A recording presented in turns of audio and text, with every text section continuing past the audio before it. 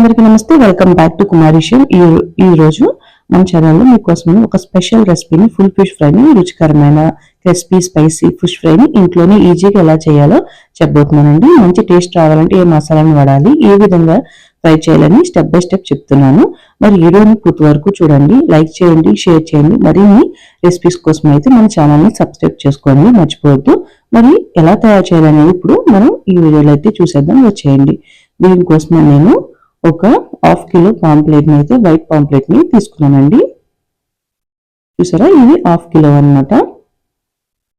వాటిని నేను షాప్లోనే ఫ్రై కోసమని ఈ విధంగా అయితే కట్ చేయించుకున్నాను. లైన్స్ అవి పెట్టించుకుని ఫిష్ ఫ్రైకి ఫుల్ ఫిష్ అయితే బాగుంటుందని చెప్పి ఈ విధంగా అయితే కట్ చేయించుకోండి. తర్వాత ఒక స్మాల్ మిక్సీ జార్ తీసుకుని అందులోని 2 ఇంచెస్ అల్లాన్ని, ఒక గార్లిక్ని, మీడియం సైజ్ గార్లిక్ని వేసుకుని మనం అల్లం వెల్లుల్లి పేస్ట్ని ఈ విధంగా అయితే గ్రైండ్ చేసుకుని పెట్టుకోవాలి. తర్వాత ఒక ప్లేట్ తీసుకుని అందులోని ఒక 2 టేబుల్ స్పూన్ కారాన్ని, 1/2 టేబుల్ స్పూన్ పసుపుని వేసుకోవాలి. ఇప్పుడు ఇందులోనే ఒక 1.5 టేబుల్ స్పూన్ సాల్ట్ని కూడా వేసుకోవాలి.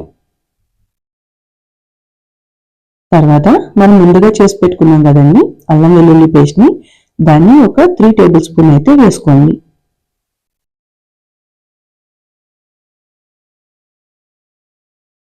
ఇప్పుడు ఇదంతా బాగా కలిసేలాగా మనం బాగా కలిపేసుకోవాలండి. ఈ విధంగా మన వీడియోలో చూపించిన విధంగా మొత్తం అంతా కలిసేలా కలుపుకోవాలి.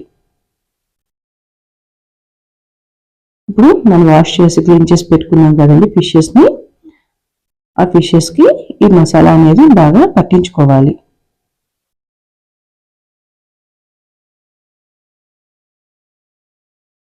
మనం కట్ చేసి పెట్టుకున్నాం కదండి, లైన్స్ అనేవి పెట్టించుకున్నాం కదా ఫిష్కి, ఆ లైన్స్ మధ్యకి కూడా వెళ్ళేలాగా అయితే మనం మసాలా అప్లై చేయాలండి. అలాగ అప్లై చేసుకోవడం వల్ల మనం అప్లై చేసిన మసాలా ఆ ఫిష్కి బాగా పట్టి తినడానికి కూడా చాలా రుచిగా ఉంటుంది, ఆ ఫ్లేవర్ కూడా బాగుంటుంది అనమాట. అలాగే ఇలాగా లోపలికి కొంచెం మసాలా అనేది ఇన్సర్ట్ చేసుకోవడం వల్ల మనకి ఫిష్ అనేది స్మెల్ రాకుండా బాగా కుక్ అవుతుంది. అలాగే టేస్ట్ కూడా చాలా బాగుంటుంది. చూసారా, ఈ విధంగా అయితే ఇన్సైడ్ కూడా మనం మొత్తం మసాలాని అయితే పెట్టుకోవాలి. చూడండి, ఇక్కడ నేను చూపిస్తున్నాను కదా, లైన్స్లో కూడా ఈ విధంగా అప్లై చేసుకొని పెట్టుకోండి. అలాగే రిమైనింగ్ ఫిషెస్ కూడా ఇక్కడ నేను మొత్తం అన్నిటికి కూడా ఈ విధంగానే అప్లై చేసేసుకుంటున్నాను. చూడండి,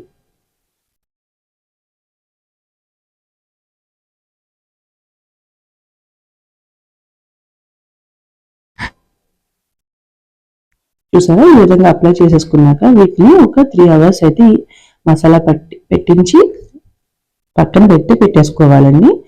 తర్వాత 3 అవర్స్ తర్వాత మసాలా అంతా కూడా ఫిషెస్ బాగా పట్టి రెడీగా ఉంటుందండి. తర్వాత ఒక ప్యాన్ పెట్టుకుని దాంట్లోని ఫిష్ ఫ్రైకి సరిపోయేంత ఆయిల్ అయితే వేసుకోండి. ఇక్కడ నేను ఒక 4 టేబుల్ స్పూన్ ఆయిల్ వరకు వేసుకుంటున్నాను. ఆయిల్ అనేది కొంచెం హీట్ అయ్యాక మనం ముందుగా మసాలా పెట్టుకున్నాం కదండి ఫిషెస్ని, వాటిని పెనం మీద అయితే వేసుకోవాలి. ఈ విధంగా వేసుకోవాలండి. వేసుకున్నాక ఎప్పుడు కూడా ఫిష్ ఫ్రై ఒక హాఫ్ వరకు ఫిష్ అనేది ఫ్రై అయ్యేంత వరకు కూడా మనం మీడియం ఫ్లేమ్లోనైతేనే ఫ్రై చేసుకోవాలి. హై ఫ్లేమ్లో పెడితే కనుక ఫిష్ అనేది కుక్ అవ్వదు.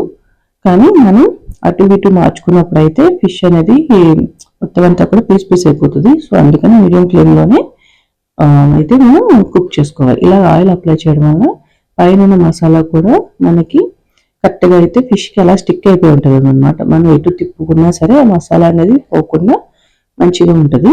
ఇప్పుడు ఒక 2 గరిటెలు తీసుకుని వాటి సహాయంతోనే ఈ విధంగా అయితే తిప్పుకోవాలండి. మధ్య మధ్యలో లో ఫ్లేమ్లోనే ఒక 15 మినిట్స్కి ఒకసారి అలాగా తిప్పుకుంటూ ఉండాలి.